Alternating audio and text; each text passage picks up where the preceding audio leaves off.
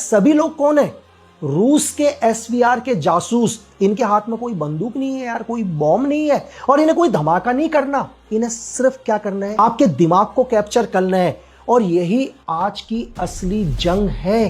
तो एसवीआर हो या चाहे RNW हो या MSS हो या मोसाद हो या ISI हो, हर एजेंसी इसी पैटर्न को फॉलो करते हैं यार। हर आदमी के बारे में डिटेल निकालना शुरू किया जो पार्कों में मिलते थे, जो इस तरह से क्या है रशिया के अंदर जाते थे और जो कैफे के अंदर बैठते थे, मोबाइल का नेटवर्क या वाईफाई का नेटवर्क यूज नहीं करते थे। अमेरिका के अंदर, न्यूयॉर्क के अंदर एक रियल एस्टेट की एजेंट, एक लड़की जो फुल इंग्लिश में बात करती थी, उसकी बॉडी लैंग्वेज में पूरा कॉन्फिडेंस, वो हर सैटरडे संडे को पार्टी इनवाइट किया करती थी, महंगे शौक। लेकिन असल में वो क्या थी? एसवीआर की एक हाईली ट्रेंड जासूस थी, ऑपरेशन घोस्ट। आप एक पल के लिए सोचकर देखो कि न्यूयॉर्क की सड़कों पर कुछ लोग आपके बगल से गुजर रहे हैं, सामने एक कॉफी शॉप है जहां पर एक बहुत सुंदर सी लड़की कॉफी पी रही है, और आपके बगल से एक बिजनेसमैन गुजरा जिसके हाथ पर फोन है और नॉर्मली बात कर रहा है। 2-3 बच्चे भी जा रहे हैं, उनके साथ उनके पेरेंट्स भी हैं। ऐसा लग रहा है कि उन बच्चों को उनके घर वाले स्कूल छोड़ने जा रहे हैं। ये सब नॉर्मल लगता है, लेकिन अगर मैं आपसे ये कहूं यार ये सब कुछ नॉर्मल नहीं है, ये दुनिया की किसी पावरफुल एजेंसी की लिखी हुई एक स्क्रिप्ट है जिसको जासूस, स्पाई असल में फॉलो कर रहे हैं। इनमें से ज्यादातर लोग कौन है या सभी लोग कौन है? रूस के एसवीआर के जासूस। इनके हाथ में कोई बंदूक नहीं है यार, कोई बॉम्ब नहीं है, और इन्हें कोई धमाका नहीं करना। इन्हें सिर्फ क्या करना है? दिमाग के साथ खेलना है, आपके दिमाग को कैप्चर करना है, और यही आज की असली जंग है। इस ऑपरेशन का नाम था ऑपरेशन घोस्ट, जहां पर CIA ने, जो दुनिया की सबसे पावरफुल एजेंसी में से एक है, कैसे उसने रशिया के एसवीआर के सभी जासूसों को पकड़ा। बल्कि पकड़ा ही नहीं, रशिया का एक बहुत बड़े ऑपरेशन को क्या किया? नाकाम किया। Sleeper agent. आपने हिंदुस्तान में भी बहुत सारी मूवीज देखी होंगी जहां पर हर बारी जिक्र किया जाता है स्लीपर एजेंट का। मैं आपसे ये पूछूं कि अगर स्लीपर एजेंट क्या है, मतलब एक ऐसा जासूस जो सालों तक क्या करता है, एक इंसान बनकर रहता है यार। वो आपके देश में आता है, शादी करता है, नौकरी करता है, घर खरीदता है, आपके और मेरे जैसे लोगों को अपना दोस्त बनाता है। लेकिन आपसे मैं ये कहूं कि ये पूरा का पूरा क्या है? कहानी का एक स्क्रिप्ट। ये एक ऐसा जासूस होता है जो फुल ट्रेंड होता है। ये सिर्फ क्या करता है? आदेश का पालन करता है। इसको सिर्फ एक ही चीज बताई जाती है कि तुम चुप रहो, अपनी पहचान बनाओ, और वक्त आने पर एक्टिव हो जाओ। वो वक्त कब आएगा ये कौन जानता है? ये उसका हैंडलर जानता है। वो कल भी हो सकता है और वो 20 साल के बाद भी हो सकता है। रशिया की सीक्रेट सर्विस, जो दुनिया की सबसे पावरफुल सीक्रेट सर्विस में से एक मानी जाती है, एसवीआर, उनकी फॉरेन इंटेलिजेंस सर्विस, 18 दिसंबर 1991 को इसको बनाया गया, क्योंकि यूएसएसआर के टूटने के बाद आप सभी को पता है कि 26 दिसंबर 1991 को यूएसएसआर टूट गया था। तो रशिया ने इस सीक्रेट सर्विस को बनाया, और यह दुनिया की सबसे पावरफुल सीक्रेट सर्विस में से एक है। एसवीआर का सिर्फ एक ही प्लान था, उन्हें सीआईए की फाइल नहीं चाहिए थी यार। उन्हें क्या चाहिए था? उन्हें चाहिए था अमेरिका में पूरा का पूरा कंट्रोल, क्योंकि फाइल तो हमारे पास आज है, ये आज की जानकारी है। हमें आज की जानकारी नहीं चाहिए, हमें भविष्य में कल क्या होना है वो चाहिए रशिया को।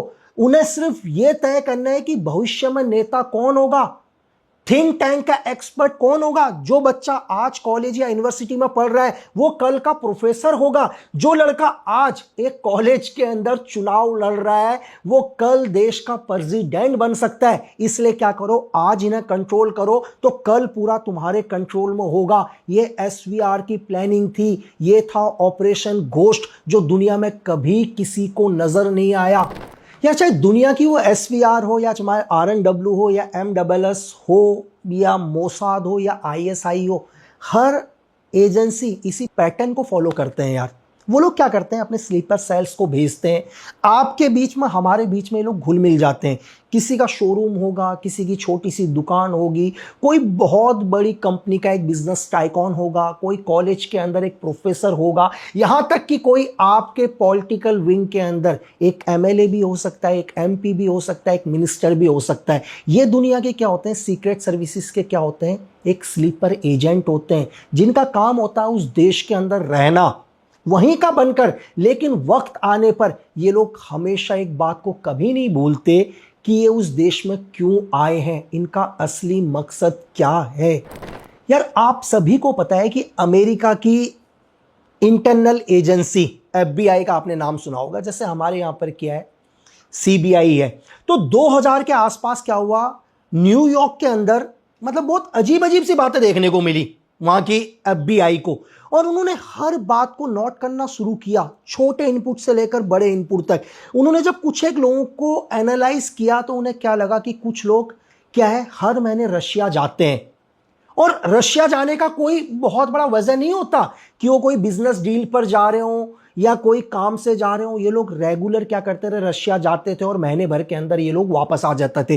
तो एफबीआई ने इन लोगों की एक लिस्ट बनाई कि ऐसे कौन कौन से लोग हैं जो बिना काम से रशिया जाते हैं और फिर वापस अमेरिका में आते हैं। जब इन सब लोगों को उन्होंने फॉलो करना शुरू किया तो इन्होंने क्या देखा कि यही लोग क्या करते हैं, पार्कों के अंदर आते हैं आपस में और 2-3 मिनट की आपस में बात करते हैं, फिर ये वापस चले जाते हैं। ये लोग क्या करते हैं, कैफे के अंदर आते हैं और कैफे में बैठकर क्या करते हैं, कॉफी पीते हैं। लेकिन एक सबसे बड़ी चीज, ये उस कैफे का वाईफाई यूज नहीं करते। ये हमेशा क्या करते हैं, अपने पास एक पोर्टेबल वाईफाई जैसे हम लोग भी यूज करते हैं वो लेके चलते हैं। तो एफबीआई को बहुत अजीब सी लगी ये चीज। यार, अगर आज हम भी स्टारबक्स या सीसीडी या दुनिया के किसी भी कैफे में बैठे होते तो हम नॉर्मली क्या करते हैं, वहीं का वाईफाई यूज करते हैं ना यार, या अपने मोबाइल का नेटवर्क यूज करेंगे। लेकिन हम अपने साथ एक पोर्टेबल वाईफाई लेकर नहीं चलते। तो एफबीआई को ये क्या लगा, बहुत ही अलग लगा, ये नॉर्मल नहीं है। और इसके बाद ये लोग क्या करते थे, जब इन्हें फॉलो करना शुरू किया, ये लोग क्या करते, अपने मोबाइल की बैटरी को निकाल देते थे, यानी कि मोबाइल और बैटरी का कोई कनेक्शन नहीं। तो एफबीआई को लग गया कि कहीं ना कहीं ये सब नॉर्मल चीजें नहीं है, और ये लोग ये चीजें कर रहे हैं कि कोई भी एजेंसी इनकी लोकेशन को ट्रैक ना करे। नहीं तो आप और हम कभी करते हैं कि यार अपने मोबाइल की बैटरी निकाल दें या अपने मोबाइल का सिम अलग रखें। ये तो एक वही इंसान करेगा जो या तो एक स्पाई हो या एक टेररिस्ट हो या कोई ना कोई ऐसा काम करने के लिए किसी देश के अंदर गया हो जो उस देश का संविधान नहीं कहता। और यहीं से क्या हुआ, एफबीआई ने ये रिपोर्ट सीआईए के साथ शेयर करी और सीआईए ने भी क्या कर दिया, सब चीजों को एनालाइज करना शुरू किया। हर आदमी के बारे में डिटेल निकालना शुरू किया जो पार्कों में मिलते थे, जो इस तरह से क्या है रशिया के अंदर जाते थे और जो कैफे के अंदर बैठते थे, मोबाइल का नेटवर्क या वाईफाई का नेटवर्क यूज नहीं करते थे। लेकिन यहां पर सीआईए ने एक बहुत बड़ा स्टेप लिया। सीआईए के पास उन सब लोगों की लिस्ट आ गई थी जो भी लोग ऐसा कर रहे थे न्यूयॉर्क या पूरे अमेरिका में। लेकिन सीआईए या एफबीआई ने उनमें से किसी को भी अरेस्ट नहीं किया। ये 2000 की बात है। बस उन सभी लोगों को क्या कर दिया, फॉलो करना शुरू कर दिया। इन सभी लोगों के घर के अंदर सीसीटीवी कैमरे लगा दिए, हिडन डिवाइस लगा दिए, इनकी गाड़ी के अंदर ट्रैकर लगा दिया। इन किसी को भी ये नहीं पता था कि हमारा पूरा घर, हमारी गाड़ी, हर चीज के ऊपर सीआईए या एफबीआई क्या कर रही है, 24/7/365 डेज सर्वेलेंस कर रही है। इनकी हर बात को सीआईए ने क्या कर दिया, ट्रैक करना शुरू कर दिया। और ये लोग अपनी एक्टिविटीज को धीरे धीरे कर रहे थे, ये सारे के सारे स्लीपर सेल। लेकिन इन्हें ये नहीं पता था कि सीआईए इनके घर तक घुस चुकी है। और इन 9 लोगों को जब सीआईए ने ट्रैक किया तो इन 9 लोगों की ब्राउजर हिस्ट्री के ऊपर ट्रैक करके या इनके मोबाइल की हर वो इंफॉर्मेशन या इनकी हर वो चीज जो सीआईए के लिए इंपॉर्टेंट थी, यहां तक कि इनके घर का कचरा यानी कि गार्बेज भी क्या करते थे, सीआईए वाले ही लेकर जाते थे। जो एक नॉर्मली तरीके से हमको ये लगता है कि हमारे घर का कूड़ा क्या है, एक सफाई कर्मी वाला लेके जा रहा है, लेकिन वो क्या था, वो भी एक सीआईए का एजेंट था कि आज ये लोग क्या खा रहे हैं, आज इनके घर का माहौल कैसा है। सपोज करो कि आज इनके घर में बहुत अच्छा खाना बना है तो इसका मतलब ये लोग बहुत खुश है, आज इन लोगों ने पार्टी इंजॉय करी है। आज इन्होंने अपने घर का कुछ भी खाना नहीं खाया और बाहर फेंक दिया, तो सीआईए एनालाइज लगा देती थी कि नहीं यार, आज इनके घर में टेंशन हुई है और उस टेंशन के कारण उन्होंने घर में खाना भी नहीं खाया, कोई मतभेद हुआ है। तो कचरे की उस छोटी सी चीज से भी क्या करने लग गई थी, सीआईए इनको क्या करती थी, ट्रैक करती थी। और धीरे धीरे सीआईए इस कहानी की मेन हीरोइन एना चापमैन तक पहुंची। और जैसे ही एना चापमैन तक पहुंची, एना चापमैन उस टाइम क्या थी, अमेरिका के अंदर, न्यूयॉर्क के अंदर एक रियल एस्टेट की एजेंट, एक लड़की जो फुल इंग्लिश में बात करती थी, उसकी बॉडी लैंग्वेज में पूरा कॉन्फिडेंस, वो हर सैटरडे संडे को पार्टी इनवाइट किया करती थी, महंगे शौक। लेकिन असल में वो क्या थी, एसवीआर की एक हाईली ट्रेंड जासूस थी, जिसको अमेरिका भेजा ही किस लिए था, ताकि सीआईए की हर इंफॉर्मेशन या आने वाले अमेरिका के अंदर कौन मिनिस्टर बनेगा, कौन बड़ा बिजनेस टाइकॉन बनेगा, कौन प्रोफेसर बनेगा, इन सब के साथ क्या हो, इसकी दोस्ती हो। अब जब सीआईए ने इस लड़की के बारे में पूरी डिटेल इंफॉर्मेशन पता करना चाहा, तो पता चला कि एना क्या है, रशिया की रहने वाली है। तो सीआईए को बहुत शौक लगा, क्योंकि एक्चुअली में जब एना अमेरिका आई थी तो उसकी जो पासपोर्ट था वो क्या था, एक ब्रिटेन पासपोर्ट था, कि वो ब्रिटेन से मतलब अमेरिका आई है। तो बहुत शौक लगा सीआईए को, यार ये कैसे हो सकता है, क्योंकि उसके जो भी डॉक्यूमेंट्स हैं वो तो ब्रिटेन के थे। अगर ये ब्रिटेन के हैं तो ये रशिया के लिए जासूसी क्यों कर रही है, ये रशिया की एक स्लीपर सेल कैसी है। जब सीआईए ने धीरे धीरे एना की हिस्ट्री को एनालाइज किया, अपने जितने भी जासूस उसके रशिया के अंदर थे उनको एक्टिव किया और उन्हें बोला कि उन्हें एना की सारी इंफॉर्मेशन चाहिए, अगर इसके रशिया के साथ कोई भी कनेक्शन निकल रहे हैं तो एक पूरी कहानी सामने नजर आती है। तब सीआईए को पता चलता है कि यार एना तो एक्चुअल में क्या था, रशिया की थी। 1982 में जब यूएसएसआर हुआ करता था तो एना का जन्म हुआ रशिया में। और उसके फादर क्या थे, इसके फादर ऑलरेडी यूएसएसआर एम्बेसी के लिए उस टाइम मॉस्को में क्या थे, काम करते थे। तो एना बचपन से ही उस फैमिली के अंदर पड़ी है जिसके फादर का ऑलरेडी केजीपी के साथ टच था। तो एना इंटेलिजेंट थी पढ़ने में, और जासूसी का माहौल उसने बचपन से ही देखा हुआ था अपने घर पर, और उसने धीरे धीरे पढ़ाई करी और पढ़ाई के अंदर वो बहुत इंटेलिजेंट थी। तो एना के फादर भी चाहते थे कि उनकी बेटी भी क्या करे, रशिया के लिए काम करे। तो उन्होंने ये यूएसएसआर या उस टाइम की केजीपी को बताया। तो केजीपी ने क्या किया, एना को ट्रैक करना शुरू किया कि एना कितनी इंटेलिजेंट है, उसकी दिनचर्या कैसी है, उसकी बॉडी लैंग्वेज कैसी है, क्या सच में वो आने वाले टाइम में यूएसएसआर उस टाइम का या रशिया के लिए काम कर सकती है। तो एना को क्या किया, उन्होंने मॉस्को टेक्नोलॉजी यूनिवर्सिटी के अंदर एडमिशन दिया। वहां भी एना ने टॉप किया, कंप्यूटर नेटवर्क से लेकर कम्युनिकेशन सिस्टम से लेकर साइकोलॉजी से लेकर बॉडी लैंग्वेज, हर चीज को क्या किया, उस टाइम की केजीपी ने एना को ट्रेन करा। एना को उन्होंने पहली बारी क्या किया, रिक्रूट किया उस टाइम की केजीपी के लिए। उसकी स्क्रीनिंग की गई कि किस तरह से अब उसे दुनिया में एक नई एना बन के उभरना है, और वो दुनिया की सबसे पावरफुल एजेंसी में से एक उस टाइम की केजीपी के लिए काम करेगी। अब एना को सिर्फ एक ही चीज समझाया गया कि सिर्फ स्मार्ट बनने से ही काम नहीं होगा, आपको लोगों को अट्रैक्ट भी करना पड़ेगा। जो इंसान आपसे सिर्फ एक बारी बात करे वो आपको अपने जीवन भर कभी ना भूले। और फिर यहीं से क्या होता है, एना दुनिया की एक सबसे बड़ी सीक्रेट सर्विस या सबसे खतरनाक सीक्रेट सर्विस का एक हिस्सा बनी। अब उसे पता था कि लोगों से कैसे दोस्ती बनानी है, लोगों की कैसे कमजोरी को पहचानना है, कैसे मुस्कुराते हुए झूठ बोलना है, कैसे किसी की आंखों में आंख डालकर दुनिया का सबसे बड़ा झूठ बोल सकते हैं। अब वो एक सिर्फ सुंदर लड़की ही नहीं थी यार, एना क्या थी, केजीपी की एक चलती फिरती किलिंग मशीन।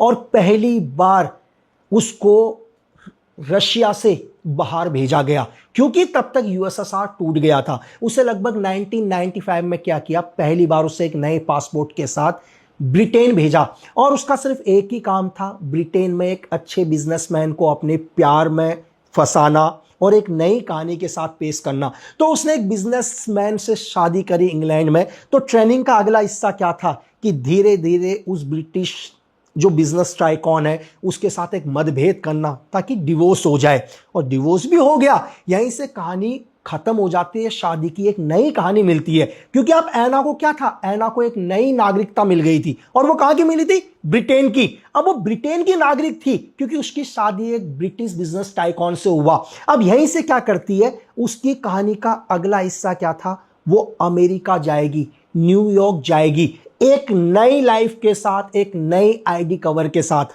और वो क्या करती है, एक रियल एस्टेट एजेंट बनकर कहां जाती है, न्यूयॉर्क जाती है। और इसका एक ही काम था, बड़े बड़े बिजनेसमैनों के साथ मीटिंग्स करना, अपना सोशल नेटवर्क को फैलाना और हाई सोसाइटीज में पार्टी करना, ताकि न्यूयॉर्क या अमेरिका के पावरफुल लोग क्या हो, ऐना के कांटेक्ट में आए। और ऐना इन सभी स्लीपर सेल्स को क्या करती थी, उनकी हेड थी, उनको गाइड कर रही थी। और ये बात सिर्फ CIA या FBI को एक छोटी सी चीज से पता चला। जैसे मैंने आपको बताया कि 2000 में लगातार कुछ एक लोग क्या कर रहे थे, बार बार रशिया जा रहे थे सेम।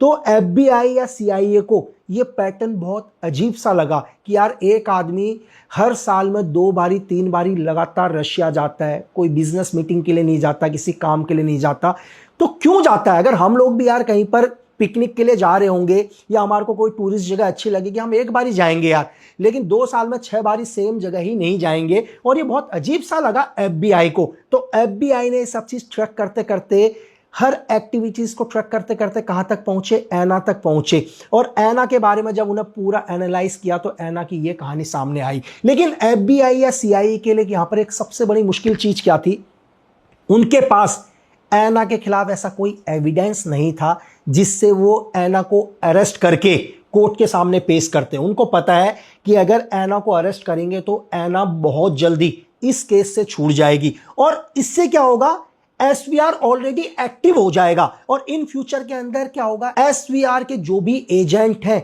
वो अपना पैटर्न चेंज कर देंगे। तो इसलिए क्या हुआ, एक पहला काम मिला CIA के एक कोड। इस कोड का नाम था पैंथर। इसका काम था ऐना के साथ दोस्ती करना। इसने धीरे धीरे क्या किया, ऐना के साथ दोस्ती करी, और इसने क्या बोला कि मैं एक क्या हूं, US एम्बेसी के अंदर जॉब करता हूं। और ऐना को लगा कि यार उसको एक US एम्बेसी का एक ऐसा आदमी मिल गया जिससे उसको इंटरनल इंफॉर्मेशन बहुत मिल सकती थी। और ऐना धीरे धीरे धीरे क्या करने लग गई, इसके साथ टाइम स्पेंड करने लग गई। और ऐना ने यह बोला कि हम बहुत जल्दी शादी करेंगे। और ऐना को भी ये लग गया कि जो उसका दोस्त है एक्चुअल में एक CIA का एजेंट कोड पैंथर, वो उसके जाल में फंस गया। लेकिन ऐना को यह समझ में नहीं आ रहा था कि पैंथर ने क्या कर दिया, ऐना को अपने जाल में फंसा लिया। और धीरे धीरे क्या हुआ, छोटी छोटी इंफॉर्मेशन ऐना को देता। ऐना क्या करती, उन इंफॉर्मेशन को अपने पास रखती। और एक बार कोड पैंथर ने ऐना को एक ऐसी इंफॉर्मेशन दी अमेरिका को लेकर कि वो रशिया के अंदर एक बहुत बड़ा ऑपरेशन करने वाला है, और उसकी एक फाइल भी दी। ये ऐना के लिए एक बहुत बड़ी इंफॉर्मेशन थी। और ऐना ने क्या किया, ये इंफॉर्मेशन सीधे की सीधे अपने सिस्टम पर ऐड करके इनके जितने भी स्लीपर एजेंट थे US में, जो 9 थे, उनको ये मैसेज भेज दिया कि तुम एक्टिव हो जाओ, और अमेरिका यानी कि CIA बहुत बड़ा ऑपरेशन करने वाली है, कहां पर, रशिया के अंदर। लेकिन ये मैसेज जैसे उन 9 एजेंटों को मिला, ऐना को पता नहीं था कि CIA ने उन सभी मैसेजों के अंदर एक ट्रैकर लगाया हुआ है। जैसे ही मैसेज पहुंचे तो CIA पहले से ही एक्टिव थी। इन्होंने उन 9 के 9 ऐना को मिला के 10 स्लीपर सेल को अरेस्ट किया। और 27 जून 2010 को अमेरिका की CIA और FBI ने 10 लोगों को अरेस्ट किया, और इन सभी ने अपना जुर्म कबूल भी किया। इन्होंने बताया कि ये रशिया की SVR के लिए काम करते हैं, उसके सीक्रेट एजेंट हैं, और लगभग 12-13 साल से अमेरिका के अंदर एक स्लीपर्स एजेंट बनकर क्या कर रहे थे, काम कर रहे थे।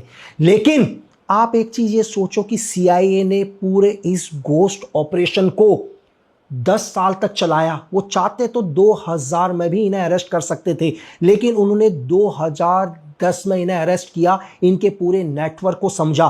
तभी इस ऑपरेशन का नाम रखा था ऑपरेशन घोस्ट, यानी कि एक भूत जो किसी को पता ही नहीं है। लेकिन उससे भी बड़ी चीज कि 27 जून 2010 को जब इन्हें अरेस्ट किया और दुनिया की सबसे पावरफुल एजेंसी एसवीआर, यानी कि पावरफुल एजेंसी में से एक एसवीआर ने अमेरिका के साथ एक डील करी 8 जुलाई 2010 को, लगभग 11-12 दिन के बाद ही इन सभी 10 एजेंटों को रशिया ने छुड़ा लिया। आप सोच सकते हैं कि किसी देश के 10 एजेंटों को अमेरिका ने पकड़ा और महज 11 दिन के बाद एसवीआर ने अपने 10 के 10 एजेंट छुड़ा लिए। और एसवीआर यानी कि रशिया ने बोला कि हम आपको आपके वो 4 एजेंट देंगे जो रशिया की जेलों में बंद हैं, लेकिन हमारी एक ही शर्त है कि आप हमारे 10 स्लीपर सेल कहो या स्लीपर एजेंट कहो या एसवीआर के टॉप के एजेंट करो, इनको छोड़ दो। तो ये होता है दुनिया का एक पावरफुल देश रशिया, उसका एक सबसे बड़ा उदाहरण है कि जिसके 10 एजेंट अमेरिका की धरती में पकड़े गए और महज 11 दिन के अंदर उसने अपने 10 के 10 एजेंटों को छुड़ा दिया, चाहे उसे अमेरिका के 4 एजेंट वापस देने पड़े, जिसमें से 2 एजेंट CIA के थे और 2 एजेंट MI6 के थे, जिनके बदले में रशिया ने अपने 10 एजेंट छुड़ाए। और आज अगर हम ऐना की बात करें तो आज ऐना रशिया के अंदर एक बहुत बड़ी सेलिब्रिटी है जो कई टीवी शो करती है, कई टीवी शो को होस्ट करती है।